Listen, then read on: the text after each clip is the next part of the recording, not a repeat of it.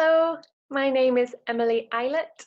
I'm a children's writer based in Glasgow, and I'm excited to be talking to you today as part of Tidelines Festival 2020.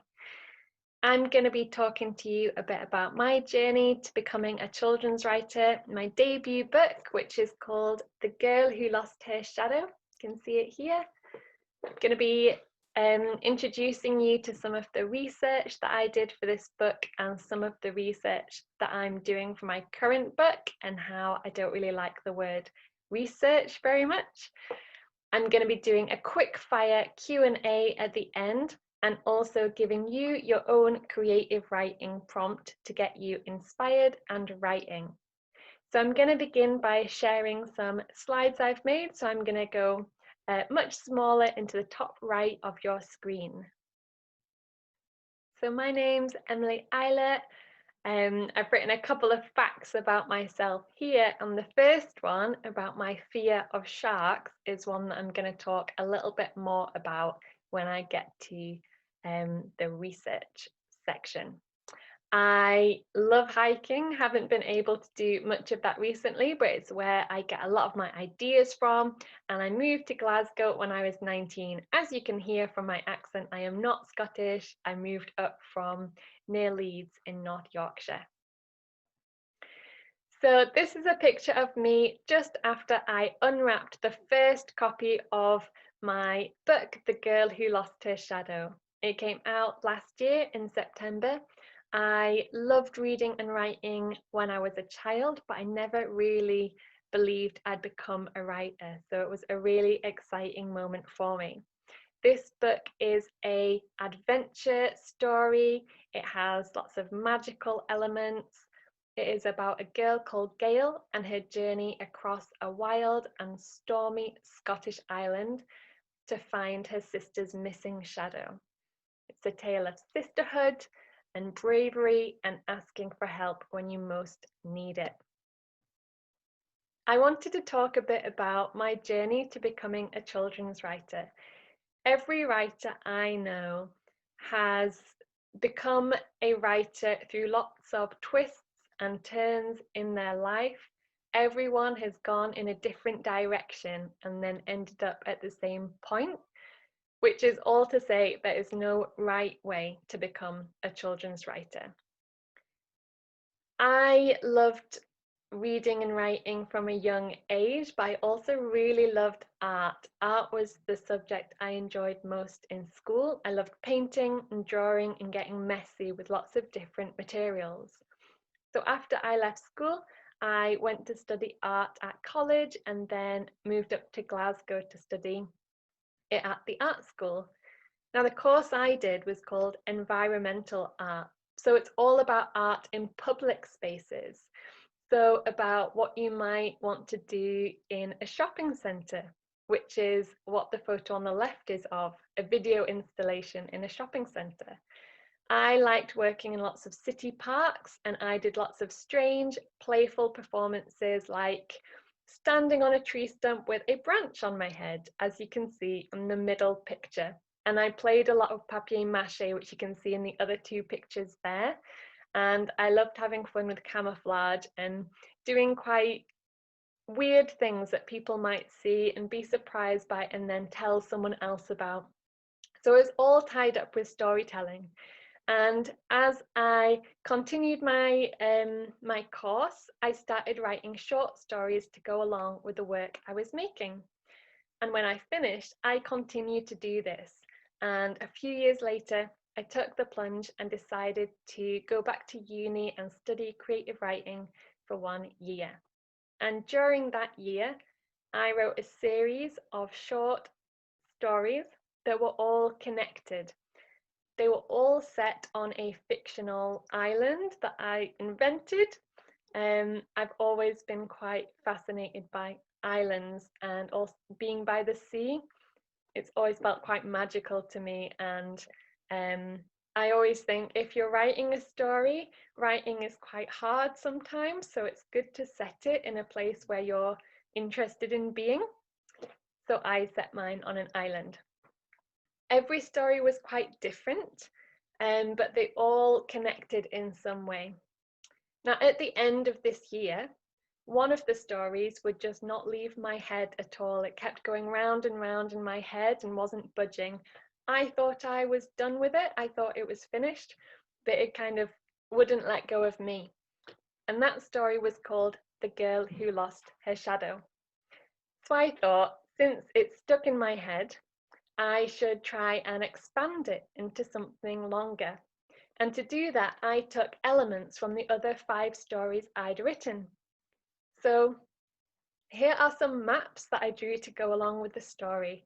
On the left, this story was a lot about sea creatures, and I loved writing about them, so I decided to take that element from the story and put it in this new, longer version I was going to write.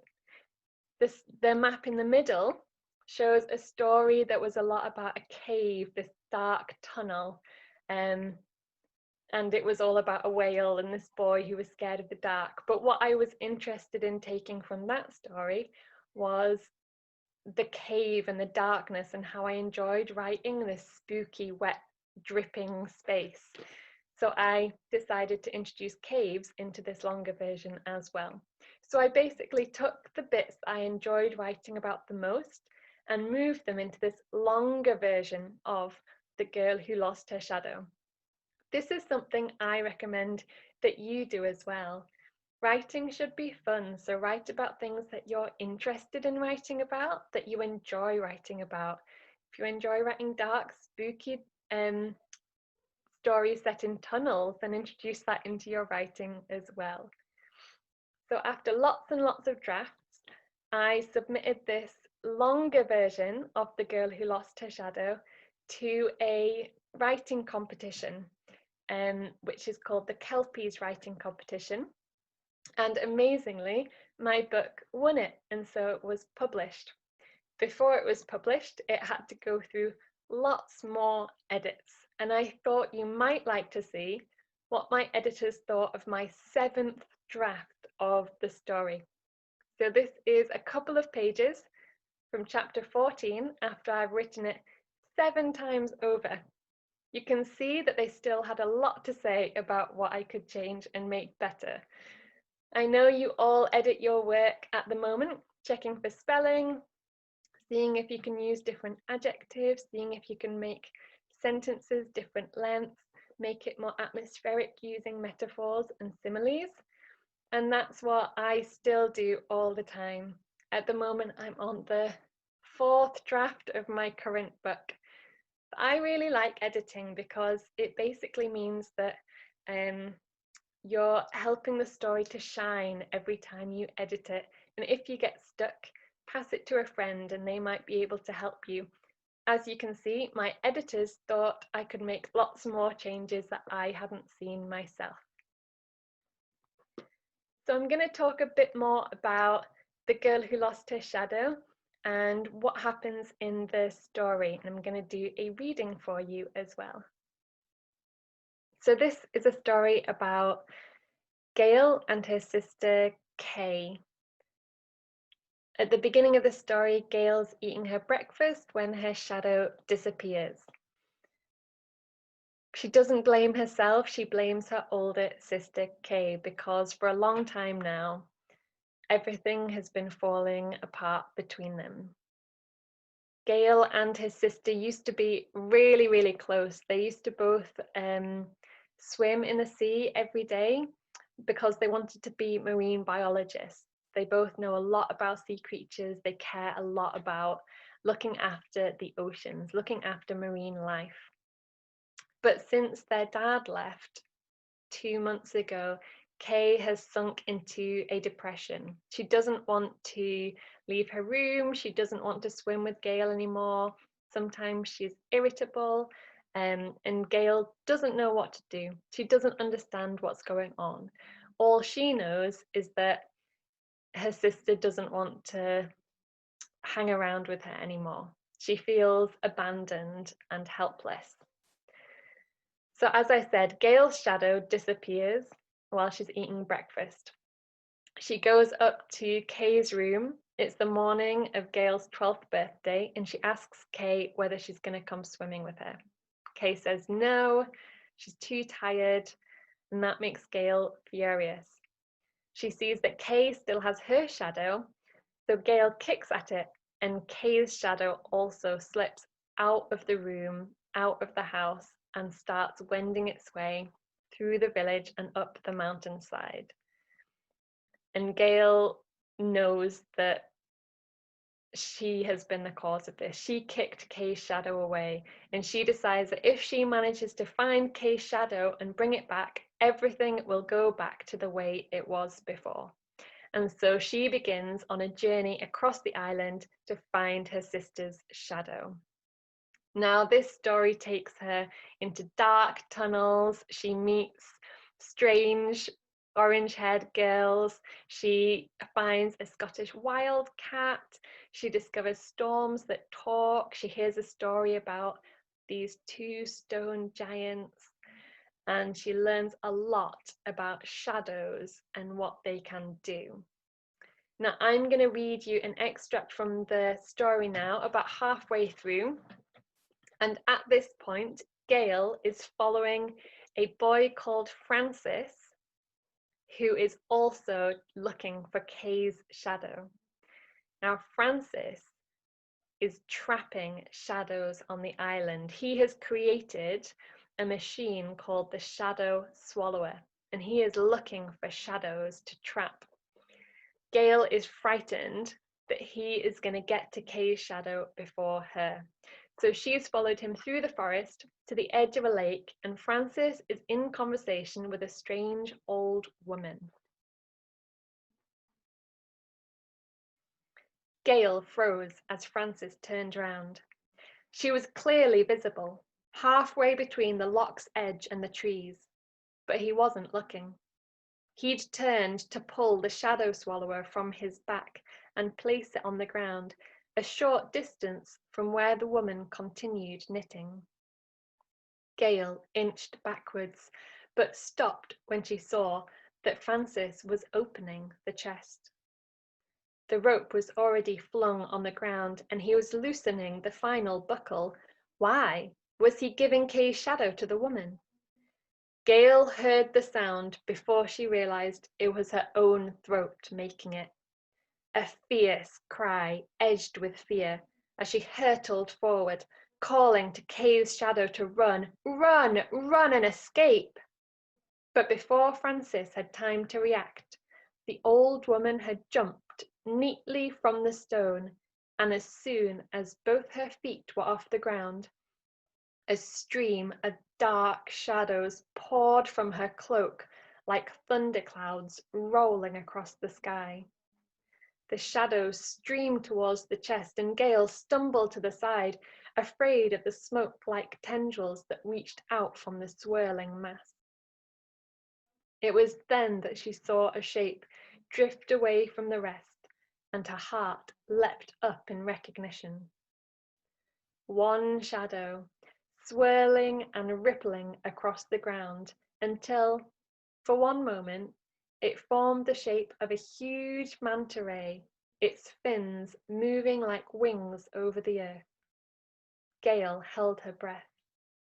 A flying swim, Kaye called it.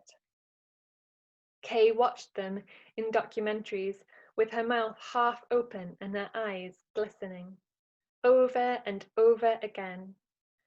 Then she'd tell Gail for the 100th time about the way manta rays would leap out of the water, almost 9 feet up, and nobody knew why. She'd rewind the documentary to the part where it showed them leaping, and her feet would twitch, and Gail would watch Kaye watching the rays and be invincibly happy. The shadow shifted, curling away from Francis, and Gail raced towards it. It wasn't a manta ray anymore.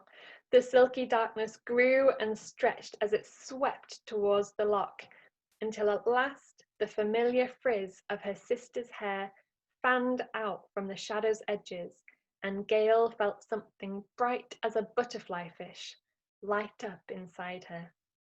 Kaye's shadow had escaped. So that was an extract from the middle of the book. Kaye's shadow does escape, and Gail now has to make sure that she gets it before Francis does. Her journey is dark and perilous and gets even darker and more perilous before it's finished. And if you want to find out what happens, you will have to borrow the book from your library. So I'm going to talk to you now a bit about the research that I did writing this book. So Gail and Kaye are both really passionate about marine biology.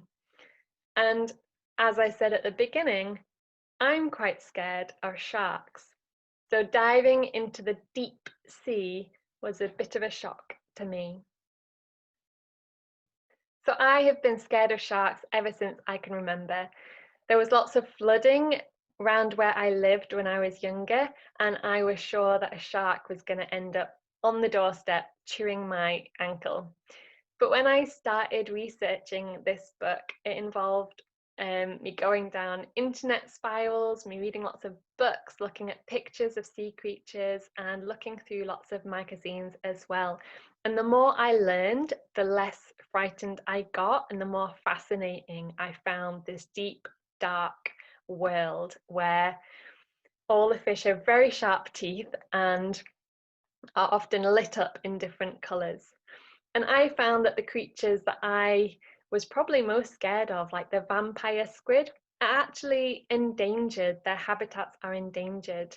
And this is something that I'm really passionate about, conserving our natural world and looking after marine life. So I thought I would see how much you know about sea creatures. I know I'm not there to hear you answer, but I'm going to ask a few questions and do have a think. So, do you know where the eyes of starfish are on their body? So they are actually at the end of their arms. I didn't even realize starfish had eyes, so this was really new to me. And I wonder if you know what kind of crab that is. It is a hermit crab. And the cool thing about hermit crabs is that once there's a new big shell on the beach, all the hermit crabs in the area line up from biggest to smallest.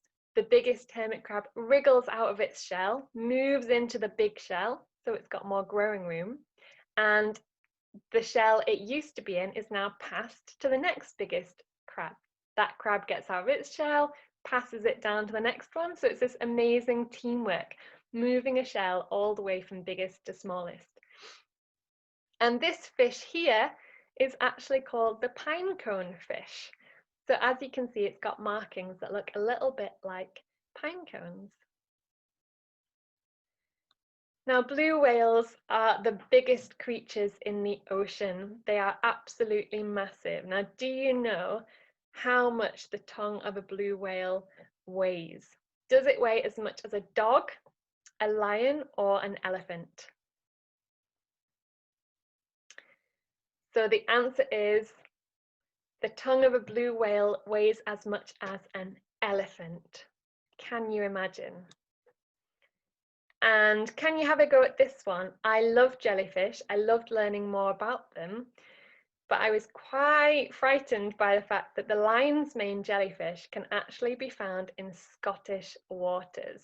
Now, I don't know how many of you like swimming in the sea, but you might like it a little bit less after this question. So do you know how long their tentacles are?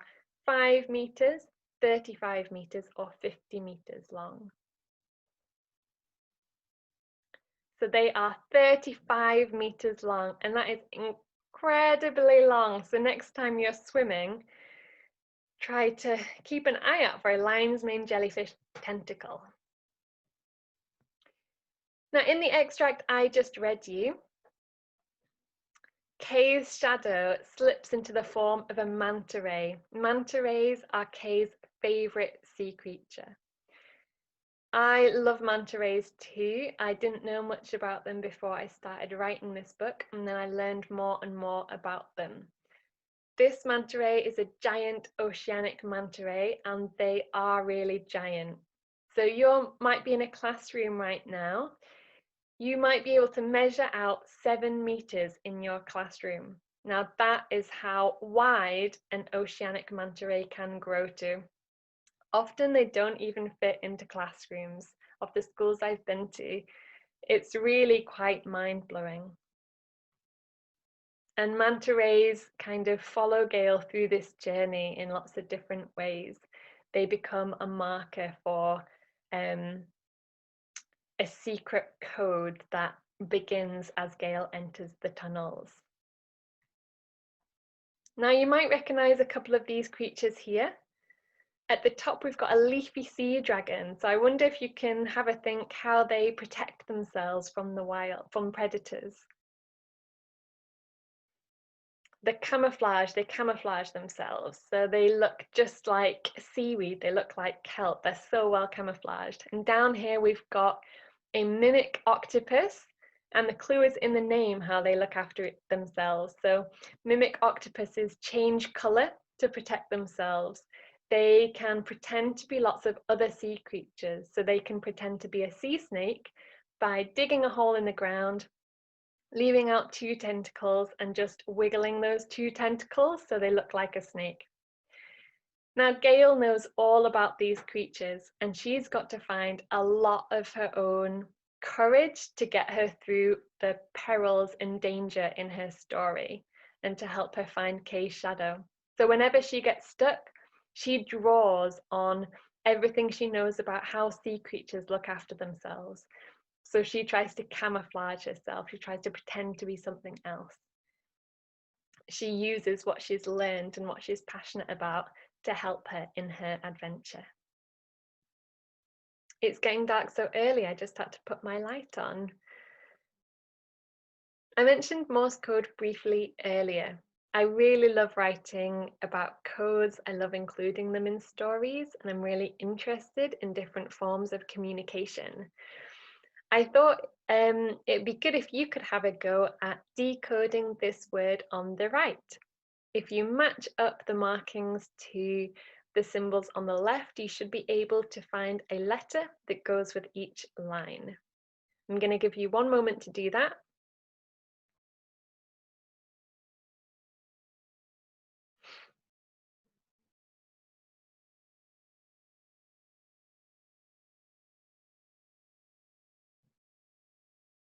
Some of you might have come across Morse code before, but I am still yet to properly learn it. So I'm gonna reveal the word now. I hope most of you have got it.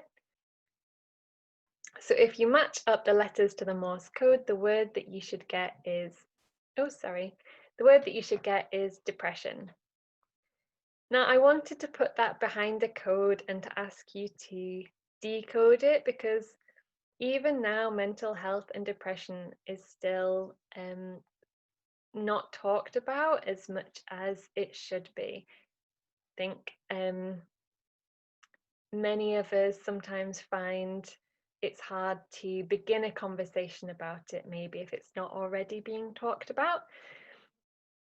And I think it's really important that that stories can open up difficult conversations. So I wanted to write about Kaye's depression and the impact of it on her family, and especially Gail, and how Gail learns through the story what it means for Kaye to be depressed and how she can really support Kaye instead of feeling helpless and abandoned. The story kind of asks Gail to really kind of step up and be there for her sister. So I thought if I wrote about mental health and depression in this story, it might open up conversations in the classroom, in the library, and at home. When I was much younger, I struggled with OCD, obsessive compulsive disorder, and I didn't have any books at that time that were writing about this, so I didn't understand what was happening in my head. Now, some of you might know the story The Goldfish Boy by Lisa Thompson. It's a really amazing book, and it's about a boy who struggles with OCD. And I read that as an adult, and I thought, this is amazing. This is just what I needed as a child to really understand what was happening in my head. So that's part of the reason that I really wanted to write about mental health and to write about depression in this story. And it's tied in with everything else that is going on the island as Gail searches for Kaye's shadow.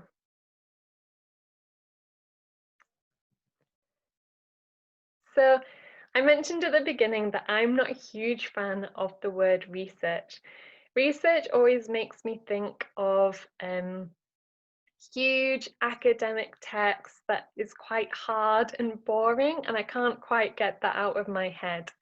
I always think when you're writing a story or when you're thinking about an idea, research is just about paying attention to the world around you.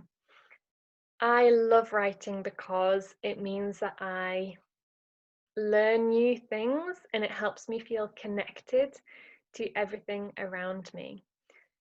The book I'm working on at the moment is set in a forest, and so I've been thinking a lot about trees. Obviously, this year has been a really hard year, and none of us have been able to explore much further than our local neighbourhood. And I'm really lucky to live in Glasgow, where there's lots of parks nearby. So I've been visiting different parks to see trees. But even just outside my window on the street, it's really amazing to actually pay attention to what is growing around me. So I think writing is a way of discovery, and that's what I like to think research is as well. So climbing a tree is totally research. Paying attention to the shapes and forms of what is around you is absolutely research. I make notes on my phone. If someone just says something that I think is really interesting, I'll scribble it down. Just write everything down. It'll all come in useful in the end. It'll build up slowly, slowly over time and help inform your story and your writing. So I ended up going and exploring lots of trees, and as soon as I started looking closer at trees, I started noticing mushrooms. I don't know anything about mushrooms yet, but I'm hoping to learn more as I write my second book, which is about a young girl and a dark forest with a dark story behind it, some tree monsters, and a journey to rescue a missing librarian. Now, my main character, Megan, is fascinated by mushrooms. So I have to learn about mushrooms so that I can write her properly. But this makes it fun for me because I'm learning things as I go along. I'm learning about jelly ears and candle snuff fungus and the sickener. And these are all mushrooms I've found as I've walked around the city. And it becomes kind of a treasure hunt on my walks now, keeping an eye out for things. As I said, research is just about paying attention. So now I'm going to do a quick fire Q&A session. I've tried to include some of the questions that I'm commonly asked when I go to visit schools. Number one, where do your ideas come from? My ideas come from all over the place. They come from books I read, films I watch, conversations I happen to overhear on buses. Often when I write a story, I only understand where my ideas came from afterwards. So I think with The Girl Who Lost Her Shadow, part of that came from being really fascinated by the moment in Peter Pan where his shadow comes off and Wendy has to sew it back to his feet. Why did you want to become a writer? I have always loved stories and storytelling. I think stories are a beautiful way of learning more about ourselves, learning more about the world around us, feeling connected to other people and to the natural world. And I think they help us feel like we are bigger and braver than sometimes we give ourselves credit for. What's the worst bit about writing? The worst bit about writing for me is actually the blank page. I'm terrified of the blank page, and so the first draft is the hardest bit. As soon as I've got some words on the page, I don't mind editing it, but I have to just give myself really strict deadlines in order to get some words onto the page in the first place. What's your favourite bit about writing? My favourite bit about writing is actually once the book is all written and I get to go and visit schools and chat to children and librarians and teachers who've read the book and who are full of questions about the characters and also recommendations for books that I should read as well. I love talking about books. I love hearing other people's recommendations as well. What's your favourite sea creature? So my favourite sea creature is a blue whale. They're just so big and majestic and really intelligent, beautiful creatures. And finally, what advice would you give to young writers? I think the biggest advice I would give is to be kind to yourself. Writing is hard and you can doubt what you write quite a lot. I hope that having seen my 7th draft, you take some confidence from the fact that it is always a work in progress and you can always make it better. Don't worry if it's not doing exactly what you want it to at the beginning. Be kind and gentle with yourself. It's gonna be beautiful. Just keep working on it.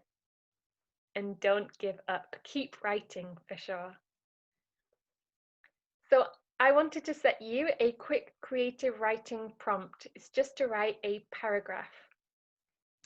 And all these creepy eyes are because it's about the fact that when you write a story, I think it's important to see the world through the eyes of your main character. When I wrote The Girl Who Lost Her Shadow, I learned a lot about sea creatures so that I could see the world through the eyes of my main character, Gail. She was fascinated with marine life, and so that's how she saw the world. That's the connections she made between things. So first of all, decide what your main character is interested in. They could be interested in sea creatures like Gail or any number of other things. You can choose from my list there or think of your own idea. Then I want you to think about how that makes them see the world. So you can either look outside your window and write about what you see, or you can use one of these pictures here. I want you to describe what you see through the eyes of your main character. Now remember, what they're interested in will affect how they see the world. So for example, I dropped my notebook.